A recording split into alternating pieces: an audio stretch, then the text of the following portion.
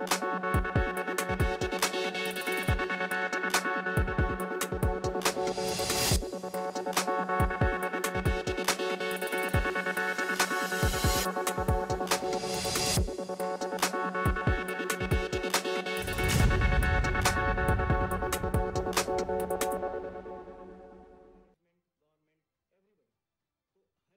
स्वागत है। मैं हूं आपके साथ दीपिका जांगड़। खबरों की शुरुआत करेंगे उससे पहले एक नजर हेडलाइंस पर। मुख्यमंत्री जेईई परीक्षा प्रश्न पत्र पेपर लीक प्रकरण 9 लोगों के खिलाफ विभिन्न धाराओं में मुकदमा दर्ज। सीएम धामी ने कहा भर्तियों में गड़बड़ी करने वालों पर होगी सख्त कार्रवाई। उत्तराखंड राज्य आंदोलनकारियों को सरकारी नौकरी में 10% क्षैतिज मिल सकेगा आरक्षण। कैबिनेट की उपसमिति ने प्रस्ताव को दी हरी झंडी।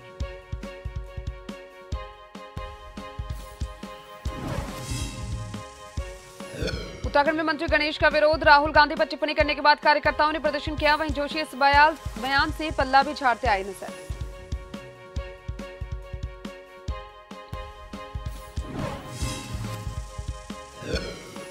हल्द्वानी में राज्य स्तरीय हॉकी प्रतियोगिता का शुभारंभ। कुमाऊं कमिश्नर दीपक रावत ने की शिरकत। बेस्ट गोलकीपर को सम्मानित करने की घोषणा।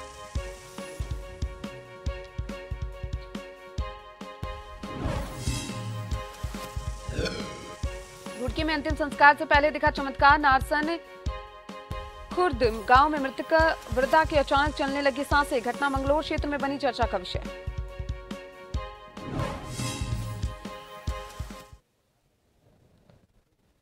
मुख्यमंत्री पुष्कर सिंह धामी के निर्देश पर एसआईटी हरिद्वार की जांच उपरांत आज थाना कनखल पर जेईई परीक्षा प्रश्न पत्र पेपर लीक प्रकरण में 9 लोगों पर नामजद मुकदमा दर्ज कर दिया है। और इस पूरे प्रकरण पर प्रदेश के मुख्यमंत्री पुष्कर सिंह धामी का कहना है कि हमारी सरकार पूरे सिस्टम को सुधारने के लिए कृत संकल्प है। भर्तियों में गड़बड़ी करने वालों को कतई बख्शा नहीं जाएगा। यूकेपीएसएससी की जेईई और जेईई परीक्षाओं में शिकायत मिलने पर आदेश दिए थे। मुकदमा पंजीकृत कर लिया गया है। इनमें से जो भी संलिप्त पाया जाएगा उस पर सख्त कार्रवाई सुनिश्चित की जाएगी।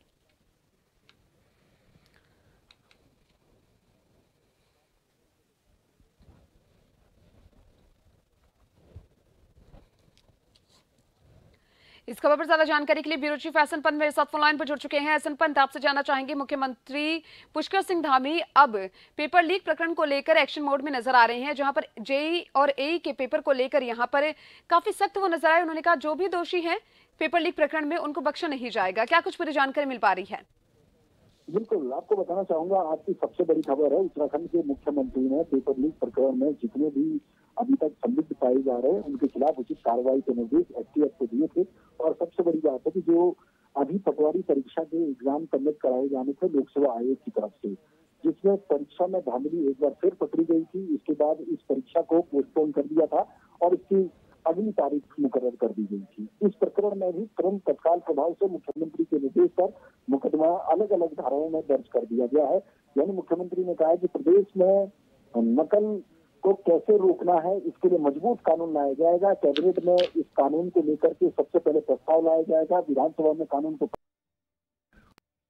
राज्य उत्तराखंड बनेगा जिसमें कानून इतना मजबूत और सशक्त किया जाएगा कि अगर कोई व्यक्ति पकड़ा जाता है, कोई छात्र या छात्रा या कोई सिंडिकेट पकड़ा जाता है तो वो 10 साल तक किसी भी प्रतियोगी परीक्षाओं में बैठ नहीं पाएगा। सबसे पहली शर्त ये होगी। दूसरी शर्त उस दिन में ये तैयार की जाएगी कि जो संपत्ति है उसको कुर्क कर दिया जाएगा, चल संपत्ति को।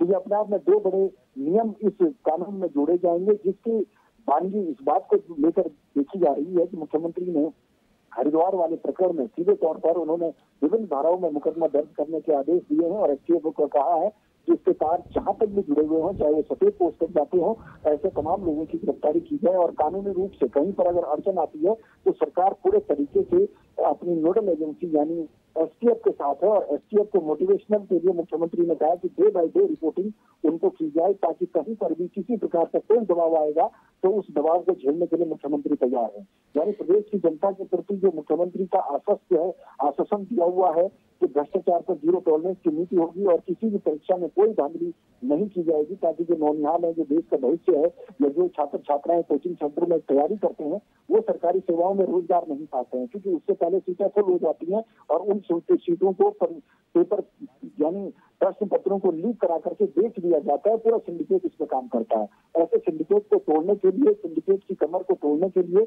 और इनको बेनकाब करने के लिए एसटीएफ को पूरी आजादी उत्तराखंड सरकार ने दी हुई है और इसी के तहत ये मुकदमे दर्ज कराए गए हैं। बहुत बहुत शुक्रिया आपका तमाम जानकारी को साझा करने के लिए। उत्तराखंड लोक सेवा आयोग ने पिछले माह कराई गई पटवारी लेखपाल भर्ती परीक्षा में पेपर लीक का मामला हो या एजेई की परीक्षा में पाई गई गड़बड़ी का मामला हो, जिसके संबंध में सरकार के द्वारा लगातार कार्रवाई की जा रही है। जहां एक और पटवारी परीक्षा को रद्द कर नई सिरे से तिथि की घोषणा की गई तो अब उसको लेकर प्रवेश पत्र भी जारी कर दी गई। वहीं एजेई की परीक्षाओं में पाई गई गड़बड़ी को लेकर हरिद्वार एसआईटी की जांच के आधार पर मुख्यमंत्री पुष्कर सिंह धामी के निर्देशों पर हरिद्वार पुलिस ने 9 लोगों के खिलाफ विभिन्न धाराओं में एफआईआर दर्ज की है। इस संबंध में बीजेपी प्रदेश महामंत्री आदित्य कोठारी ने मीडिया से बात करते हुए कहा कि भर्तियों में हो रही गड़बड़ी का मामला दुर्भाग्यपूर्ण है। हालांकि इसको लेकर हमारी सरकार कठोर कार्रवाई भी कर रही है। जो लोग इसमें संलिप्त पाए गए हैं उनको सलाखों के पीछे भेजने का कार्य किया गया है। जो गड़बड़ियां सामने आ रही हैं ये दुर्भाग्यपूर्ण है और आदरणीय मुख्यमंत्री पुष्कर सिंह धामी जी के द्वारा इन गड़बड़ियों को रोकने के लिए और इन गड़बड़ियों में जो लोग लिप्त हैं उनको कठोर से कठोर सज़ा दिलाई जाने के लिए प्रतिबद्ध हैं। कई लोग, दर्जनों लोग जो है जेल जा चुके हैं और नकल विरोधी अध्यादेश, नकल विरोधी कानून लाने के लिए आदरणीय मुख्यमंत्री जी ने घोषणा की है कि सख्त से सख्त कानून इसके लिए सरकार बनाने जा रही है। जिन भर्ती परीक्षाओं में पेपर लीक हुए थे उनमें कई लोग जेल जा चुके हैं। उत्तराखंड में राज्य आंदोलनकारियों को सरकारी नौकरी में 10% क्षैतिज आरक्षण मिल सकेगा। कैबिनेट की उपसमिति ने राज्य आंदोलनकारियों के लिए क्षैतिज आरक्षण के प्रस्ताव को हरी झंडी दे दी है। बता दें कि 2004 से 2011 तक राज्य आंदोलनकारियों को उत्तराखंड में सरकारी नौकरियों में 10% क्षैतिज आरक्षण का लाभ मिल रहा था, लेकिन उसके बाद हाईकोर्ट के रोक के बाद आंदोलनकारियों को यह लाभ नहीं मिल पाया। मुख्यमंत्री पुष्कर सिंह धामी ने हाल ही में आरक्षण के लिए उपसमिति का गठन किया था। उपसमिति की मीटिंग में राज्य आंदोलनकारियों को सरकारी नौकरी में क्षैतिज आरक्षण के लिए हरी झंडी दे दी है। अब कैबिनेट में यह प्रस्ताव लाया जाएगा, उसके बाद विधानसभा में अध्यादेश लाकर आरक्षण का लाभ राज्य आंदोलनकारियों को दिया जाएगा।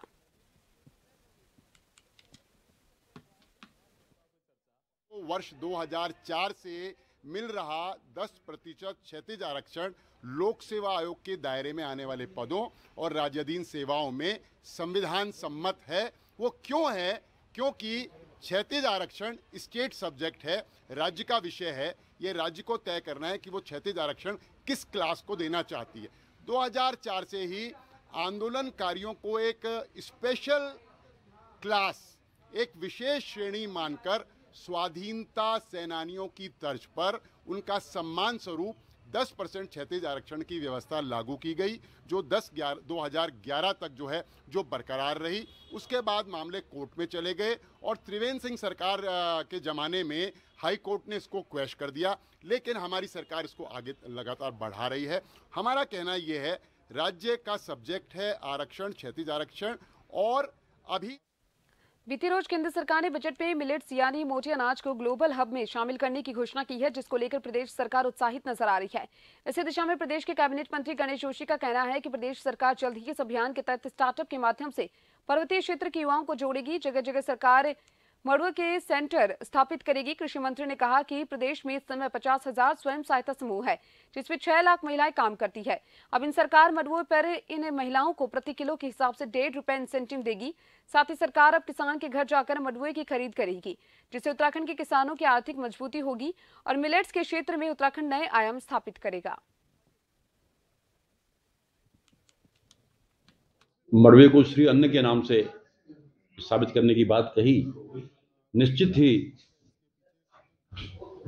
इसका लाभ मिलेगा। दूसरा, स्टार्टअप के माध्यम से हम किसानों को जोड़ेंगे। दूसरा, हमारे पर्वतीय क्षेत्र में पैक्स के माध्यम से मड़ुआ के हम सेंटर खोलेंगे और हमारे स्वयं सहायता समूह की जो बहनें हैं, आज हमारे प्रदेश में 50,000 से अधिक स्वयं सहायता समूह हैं, इसमें से 6 लाख हमारी बहनें जुड़ी हुई हैं। कांग्रेस प्रदेश कार्यालय में कांग्रेस नेता सूर्यकांत धस्माना ने प्रेस वार्ता की, जिसमें उन्होंने पत्रकारों को संबोधित करते हुए कहा कि राहुल गांधी के नेतृत्व में भारत जोड़ो यात्रा जिसने पूरे भारत को जोड़ने का काम किया, उसमें उत्तराखंड के जिन युवाओं ने कश्मीर से कन्याकुमारी तक 4000 किलोमीटर तक का पैदल यात्रा कर 136 दिनों का योगदान दिया, उन सब लोगों को कल कांग्रेस प्रदेश कार्यालय में सम्मानित किया जाएगा। भारत जोड़ो यात्रा में राहुल गांधी जी की जो ऐतिहासिक यात्रा हुई है, जिसको हिंदुस्तान के स्वर्णिम इतिहास में लिखा जाएगा, उस यात्रा में 4000 किलोमीटर 136 दिन कन्याकुमारी से कश्मीर, इस ऐतिहासिक यात्रा में उत्तराखंड की तरफ से जो इस यज्ञ में आहुति डालने गए थे भारत यात्री, उनका कल कांग्रेस मुख्यालय में कांग्रेस पार्टी स्वागत करेगी। मंत्री गणेश जोशी ने कुछ दिन पहले एक बयान दिया था और उन्होंने बयान में कहा था कि राहुल गांधी एक सड़क छाप व्यक्ति की तरह व्यवहार करते हैं। साथ ही उन्होंने पूर्व प्रधानमंत्री इंदिरा गांधी और राजीव गांधी की शहादत को भी मानने से मना कर दिया था। वहीं उनके इस बयान के बाद कांग्रेस काफी गुस्से में नजर आ रही है और कांग्रेस ने लगातार इसका विरोध भी दर्ज कराया है। दूसरी तरफ अब कैबिनेट मंत्री गणेश जोशी अपनी इस बयान से पल्ला झाड़ते नजर आ रहे हैं। उन्होंने कहा कि मैं अभी भी अपने बयान पर काबिज हूं, लेकिन उनसे पूछा गया कि कांग्रेस हर जगह इस बयान को लेकर विरोध दर्ज करा रही है, तो उन्होंने साफ तौर पर इससे किनारा कर लिया।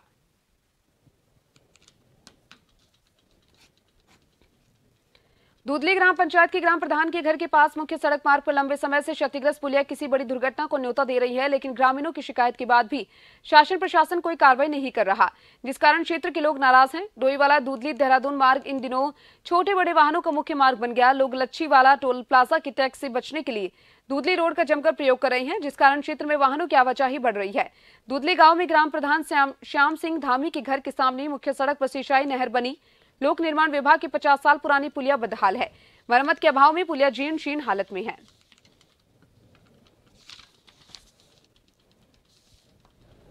8 साल से ऐसे हैं, क्योंकि हम भी उस समय इस पुलिया के नीचे हमने जाके नहीं देखा, लेकिन जब ये सिंचाई विभाग की यहाँ नहर बन रही थी उस दौरान हमने इसे देखा है और उसके बाद हमने इसके लिए इन्फॉर्म किया था PWD को। PWD के अधिकारियों को भी हमने बताया था कि ये पुलिया के नीचे से सरिये बिल्कुल निकल चुके हैं और ये कभी भी पुलिया गिर सकती है।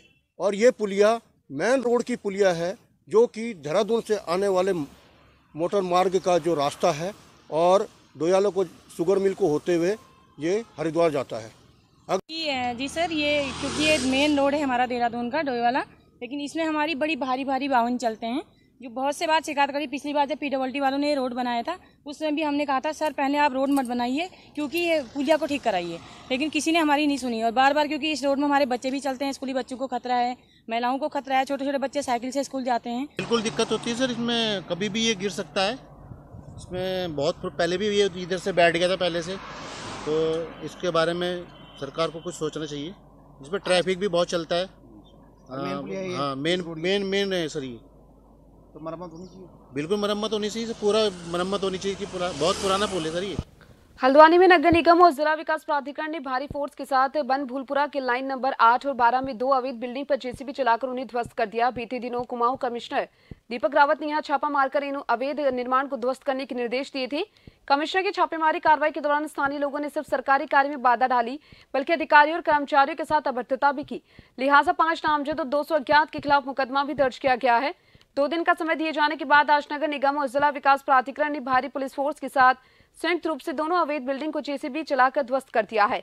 नगर आयुक्त पंकज उपाध्याय का कहना है कि एक तो अवैध निर्माण किया गया, ऊपर से प्रशासन के ऊपर दादागिरी दिखाई, जिस पर मुकदमे की कार्रवाई के साथ आज अवैध निर्माण ध्वस्त कर दिया है। हटाने के लिए जिला प्रशासन और नगर निगम की टीम आई है। यहाँ पर पर्याप्त पुलिस बल का इंतजाम किया गया है। मैं स्वयं उपस्थित हूँ यहाँ पर, और जो अवैध अतिक्रमण को हटाने का कार्य है वो शांतिपूर्वक चल रहा है। निर्माण और नजूल जमीन को अवैध कब्जा करके बनाए जा रहे थे, उसका निरीक्षण 30 तारीख को किया गया था। निरीक्षण के दौरान ही जो इस प्रकार अराजकता भद्रता की गई, राजकीय कार्य बाधा उत्पन्न की गई, यह बात उचित नहीं थी। जमीन भी अवैध है, निर्माण भी अवैध है, उसके बाद ही अराजकता ठीक बात नहीं थी। और ये बार बार शिकायतें आ रही थी कि इस क्षेत्र में लगातार अवैध निर्माण, अवैध कब्जे हो रहे हैं, उसके बाद ही कार्रवाई नहीं हो रही है। इसी क्रम में 30 तारीख को भी कार्रवाई हुई, 31 को भी है और आज भी की जा रही है। इनको पूर्व में सूचित कर दिया गया, नोटिस दे दिया गया था। इन्होंने 2 दिन का समय मांगा, तो वो समय अवधि पूरी हो गई थी। प्रशासन के आदेश पर जिला विकास प्राधिकरण, नगर निगम, पुलिस और प्रशासन की संयुक्त टीम आज दोनों अवैध निर्माणों को ध्वस्त करने का काम चल रहा है। आप लोग भी देख रहे हैं लाइन नंबर 8 और लाइन नंबर 12 में नजूल लैंड पर, जिनका फ्री होल्ड अभी नहीं हुआ था और उन्होंने सरकारी ज़मीन पर निर्माण किया था, जिसको लेकर 3 दिन पहले यहाँ पर जब कार्रवाई की गई थी तो इन लोगों ने लिखित आश्वासन दिया था कि 2 दिन में इस निर्माण को हटा लिया जाएगा। चूँकि इन लोगों ने अभी इस निर्माण को नहीं हटाया है, इसलिए पुलिस प्रशासन और नगर निगम की टीम के साथ इस निर्माण को ध्वस्त किया जाए। बहुत चर्चित बनभूलपुरा क्षेत्र में रेलवे अतिक्रमण मामले में 7 फरवरी को सुप्रीम कोर्ट में सुनवाई हुई है। उससे पूर्व प्रशासन, रेलवे, वन विभाग ने संयुक्त रूप से सर्वे कार्य किया जा रहा है। जिलाधिकारी धीराज सिंह का कहना है कि जिले में पहली बार नई टेक्नोलॉजी के साथ भूमि सर्वे किया जा रहा है।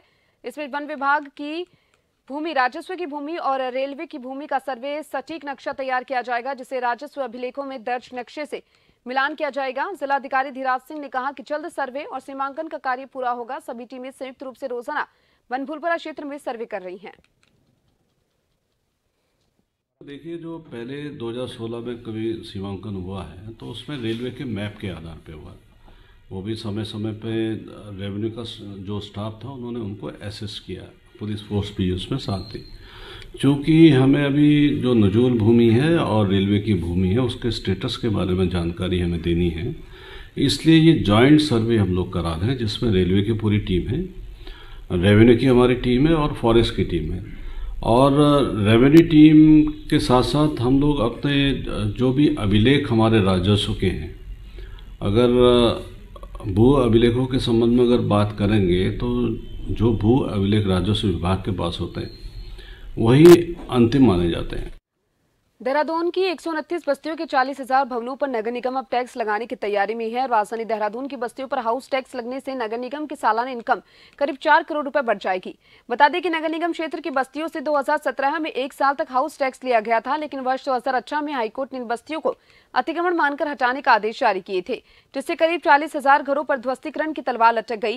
लेकिन अब राहत की बात यह है कि इन बस्तियों को धामी सरकार ने 3 साल का अध्यादेश लाकर राहत दी, क्योंकि मलिन बस्तियों ने पिछले लंबे समय से मालिकाना हक की मांग उठाई जा रही थी। हालांकि तत्कालीन त्रिवेंद्र सरकार ने इन बस्तियों को बचाने के लिए 3 साल का अध्यादेश लाई थी। जब नया सॉफ्टवेयर बनना शासन ने शुरू करा तो उसमें बीच में थोड़ा सा वो टैक्स लेना बंद हो गया। अब हमने कल बोर्ड में इसको जो है प्रस्ताव रख के ये कहा है कि मलिन बस्तियों के जितनी हमारी अप्रूव्ड मलिन बस्तियाँ हैं उन सबसे टैक्स लिया जाए। जब पहले हम उनसे टैक्स लेते थे तो लगभग 8 करोड़ के लगभग जो है नगर निगम को जो है हाउस टैक्स आता था, तो उससे नगर निगम का भी नुकसान हो रहा है और जो हमारे मलिन बस्ती में रहने वाले लोग हैं वो भी टैक्स देना चाहते हैं। बार बार जो है उनकी तरफ से जो है अनुरोध आता है कि हमारे से टैक्स लिया जाए। हल्द्वानी में राज्य स्तरीय हॉकी प्रतियोगिता का शुभारंभ हो गया है। गुरुवार को कुमाऊं कमिश्नर दीपक रावत ने हल्द्वानी शहर के मिनी स्टेडियम में हॉकी का शुभारंभ करते हुए राज्य के विभिन्न जिलों में आई हॉकी की टीमों को शुभकामनाएं दी। साथ ही एक बेस्ट गोलकीपर को अपनी तरफ से सम्मानित करने की भी घोषणा की। कुमाऊं कमिश्नर दीपक रावत ने बताया कि यह अंडर 17 हॉकी प्रतियोगिता है, जिसमें राज्य भर के खिलाड़ी भाग ले रहे हैं। इसके साथ ही जिस खेल मैदान में यह हॉकी टूर्नामेंट हो रहा है उस खेल मैदान को और बेहतर करने के लिए मुख्यमंत्री द्वारा 4 करोड़ की घोषणा की गई है।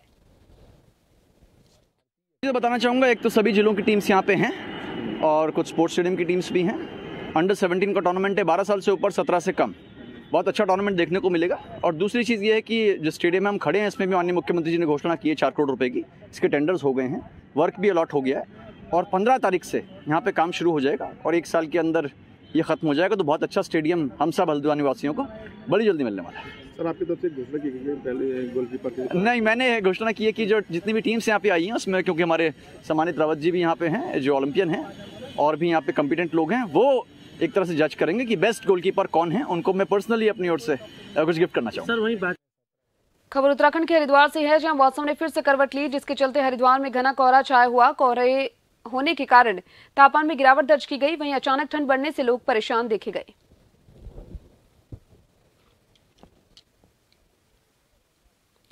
जोशीमठ नगर भूदसाव की जद में है, जहां देखो बस दिखाई देती है तो मोटी मोटी दरारें। जिन दरारों के चलते कई परिवारों ने अपना आशियाना छोड़ दिया और सुरक्षित स्थानों पर चले गए हैं। बड़ी बात तो ये भी है कि देवनगरी जोशीमठ के कई परिवार इस वक्त राहत शिविरों में अपना जीवन व्यतीत कर रहे हैं। हालांकि प्रशासन के द्वारा पीड़ित परिवारों को राहत शिविर में शिफ्ट कर दिया गया, लेकिन बड़ी बात यह है कि जोशीमठ नगर के कई पीड़ित परिवारों के मवेशियों के लिए अभी तक रहने जैसी व्यवस्था नहीं हो पाई, जिसके चलते जोशीमठ नगर के पीड़ित परिवार इस वक्त अपने मवेशियों को लेकर काफी परेशान है। बता दें कि जिसके चलते जिला प्रशासन के द्वारा आजकल लगातार अलग अलग वार्डों में पशु शेल्टर का निर्माण करवाया जा रहा है। वहीं बात करें सुनील वार्ड की, तो यहाँ तो पशु शेल्टर का निर्माण कार्य अंतिम छोर पर पहुंच चुका है। जिसको लेकर के पीड़ित परिवारों में काफी खुशी का माहौल बना हुआ है। तो वहीं विगत कुछ महीनों से लगातार जोशीमठ भू धसाव की जद में है, जहां देखो बस मोटी मोटी दरारें देखने को मिलती हैं। हालांकि आजकल दरारों का आने का सिलसिला बहुत कम हो चुका है, लेकिन बड़ी बात तो यह है कि जोशीमठ नगर के कई वार्डों में स्थानीय किसानों के खेतों पर आज भी अचानक भयानक मोटी मोटी दरारें देखने को मिल रही है, जिसके चलते स्थानीय किसानों को अपने खेतों को देखकर भारी चिंता सता रही है। वहीं कई किसानों का कहना है कि उनके कई खेत पूरी तरह से बर्बाद हो चुके हैं। स्थानीय किसानों का कहना है कि उनके खेतों में फसल बुआई का समय भी निकट आने लगा, लेकिन उनके खेतों में अभी भी मोटी मोटी दरारें देखने को मिल रही है, जो कि हम लोगों के लिए काफी चिंता का विषय बना हुआ है। वहीं आप तस्वीरों में साफ देख सकते हैं कि किस तरह से जोशीमठ नगर के स्थानीय किसानों के खेतों में मोटी मोटी दरारें देखने को मिल रही है, जो कि आप तस्वीरों में देख सकते हैं। तस्वीरें रोंगटे खड़ा करने वाली है। जोशीमठ नगर के कई अधिकांश किसानों के खेतों में इस तरह से मोटी दरारें पड़ी हुई है, जिस कारण इस वक्त स्थानीय किसानों के सामने रोजी रोटी का संकट पैदा हो चुका है। दून वासियों को बड़ा झटका लगेगा। जल्द देहरादून के 40,000 भवनों पर टैक्स लगेगा। दून नगर निगम क्षेत्र की 129 बस्तियों के 40,000 भवनों पर हाउस टैक्स लगेगा। बोर्ड बैठक में इसका प्रस्ताव पास हुआ। बस्तियों का टैक्स सिर्फ मैनुअल व्यवस्था से लिया जाएगा। बस्तियों पर हाउस टैक्स लगने से नगर निगम का सालाना करीब 4 करोड़ रुपए का राजस्व बढ़ेगा। आईसीआईसीआई बैंक के होम लोन डिपार्टमेंट में लाखों रुपए का फर्जीवाड़ा सामने आया, जिसमें विभाग में कार्यरत एक कर्मचारी ने अपने ही परिजनों के साथ मिलकर बैंक को लाखों रुपए का चूना लगा दिया। आरोप है कि होम लोन के नाम पर फर्जी कागजात जमा कर कर्मचारी और उसका परिवार बैंक के 28 लाख रुपए हड़प ले गए। अब बैंक की ओर से आरोपितों के खिलाफ संबंधित धाराओं में मुकदमा दर्ज करवाया गया। कि जब उनके द्वारा जांच की गई तो पाया गया कि संदीप कुमार और उसके जो परिवार के सदस्य थे उसके बेनिफिशियरी थे और उन्होंने 28 लाख से ज़्यादा की रकम जो है खुद जो होम लोन की उसको जमा ना करके और जो मकान जिसके एवज में लिया जा रहा था होम लोन उसको उस व्यक्ति को ना देकर और उस लोन की रकम को उन्होंने हड़प लिया। इसके आधार पर जो है ज्वालापुर में जो है इसमें संबंधित धाराओं में मुकदमा दर्ज करके विवेचना स्टार्ट कर दी गई है। अंकिता भंडारी हत्याकांड के मुख्य आरोपी पुलकित आर्य के पॉलीग्राफी टेस्ट पर हाईकोर्ट ने रोक लगाई है, जिसके चलते राजनीतिक गलियारों में हलचल तेज हो गई है। मुख्य विपक्षी दल हाईकोर्ट के इस फैसले की निंदा करता हुआ नजर आया। कांग्रेस प्रदेश प्रवक्ता का कहना है कि भाजपा सरकार पर सत्ता का नशा सर चढ़कर बोल रहा है, जिस वजह से अपराधों में संलिप्त लोगों को बचाने के प्रयास कर रही है। चूंकि पॉलीग्राफी टेस्ट से कई अहम सबूत हाथ लग सकते थे, इसलिए शासन में बैठे लोग सत्ता का दुरुपयोग कर सबूतों को छिपाने का काम कर रही हैं। वहीं विनोद आर्य के बिना परमिशन पुलकित रिसोर्ट में पहुंचने को भी इसका एक उदाहरण गरिमा दौसानी ने बताया है। वहीं भाजपा प्रवक्ता वीरेंद्र बिष्ट का कहना है कि विपक्षी दल बेवजह अंकिता हत्याकांड पर हंगामा कर सियासत की रोटी सेकने को काम कर रहे हैं और इस मामले की जांच एसआईटी द्वारा की जा रही है और न्यायालय के फैसले को सर्वोपरि रखकर इस मामले में कोई भी टिप्पणी करना ठीक नहीं होगा। बहुत ही दुर्भाग्यपूर्ण तरीके से मैं इसे देखती हूँ। कहीं ना कहीं आज राज्य के अंदर जो बोलबाला हो रहा है वो सिर्फ और सिर्फ आरोपियों का, भ्रष्टाचारियों का हो रहा है। हाकम सिंह जमानत पर जमानत पा रहे हैं, वहीं विनोद आर्या बिना किसी परमिशन के पुलकित आर्या के रिजॉर्ट में पहुंच जाते हैं और अब पुलकित आर्या के पॉलीग्राफी टेस्ट में जिस तरह से स्टे लगा है वो कहीं ना कहीं जनभावनाओं को ठेस पहुँचाने वाला है। पॉलीग्राफी टेस्ट के लिए उनकी जो है स्टे लग गया है उसमें। अब वो एसआईटी अब आगे जो है कोर्ट में अपना प्रस्तुतिकरण करेगी कि उनको फिर दोबारा उसके किसी तरीके से परमिशन मिल जाए।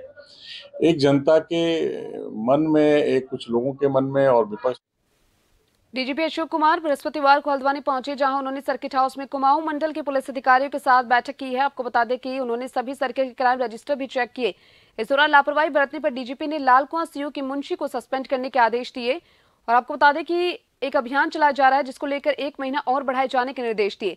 साथ ही डीजीपी ने सभी सीओ को सख्त चेतावनी देते हुए कहा कि वह अपना क्राइम रजिस्टर अब खुद लिखेंगे। अपराधियों के विरुद्ध अभियान चलाया हुआ था और जिन लोगों पे गैंगस्टर एक्ट के अंतर्गत अभियोग दर्ज हुए हैं, जिनके विरुद्ध एनडीपीएस पे अभियोग दर्ज हुए, उनकी संपत्ति जब्त करने का अभियान चलाया हुआ था।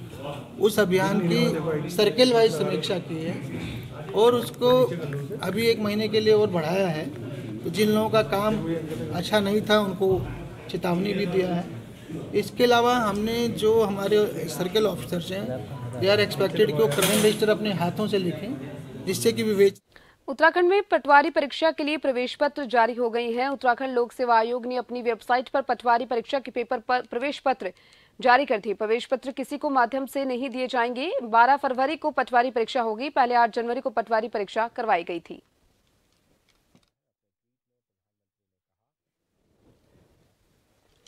तो वहीं पर्यटन मंत्री सतपाल महाराज ने पौड़ी गढ़वाल के बिलखेत इलाके के न्यार वैली में पैराग्लाइडिंग को हरी झंडी दिखाकर शुभारंभ किया। पर्यटन मंत्री सतपाल महाराज ने कहा कि इससे स्थानीय लोगों को रोजगार मिलेगा। साथ ही साथ उन्होंने कहा कि न्यार घाटी में पैराग्लाइडिंग साहसिक खेलों की गतिविधियों से एक और जहां शीतकालीन टूरिज्म को बढ़ावा मिलेगा, वहीं विकास भी संभव होगा। खुशी की बात है कि फ्लाइंग सफारी का आज उद्घाटन हो रहा है और इस क्षेत्र के लिए बहुत बड़ी बात है। एक नया इतिहास रचा जा रहा है। हिमाचल के अंदर लोग इस प्रकार से पैराग्लाइडिंग के लिए बीर बिलिंग जाते हैं। हम चाहते हैं कि ये स्थान उसी लेवल को प्राप्त करे, उसी प्रसिद्धि को प्राप्त करे और हमारे ये स्थान है जहाँ पर हमारे लैंसडाउन में पर्यटक आ रहा है और उसके बाद वो सोचता है कि क्या करूँ मैं। तो हम चाहते हैं कि ये पैराग्लाइडिंग की एक्टिविटी ये हमारी। अभी तक आपने चमत्कार होते सुने होंगे, लेकिन हम आपको ऐसे चमत्कार से रूबरू करवाएंगे कि आप इस चमत्कार को सुनकर हैरान हो जाएंगे। मामला मंगलोर के एक गांव का है। जी हां, मंगलोर के नारसन खुर्द गांव में एक अजीबोगरीब मामला सामने आया। दरअसल यहां एक बुजुर्ग महिला की मौत हो गई थी, जिसके अंतिम संस्कार की तैयारियां चल रही थी। सभी रिश्तेदार भी अंतिम संस्कार के लिए मृतका के घर पहुंचे थे, लेकिन अचानक मृत वृद्ध महिला के शरीर में हरकत हुई। ये देख सभी हैरत में पड़ गए। हालांकि किसी को अपनी आंखों पर विश्वास नहीं हुआ, लेकिन जब मृत वृद्ध महिला ने आंखें खोली तो वहां पर मौजूद सभी लोगों की खुशी का ठिकाना नहीं रहा।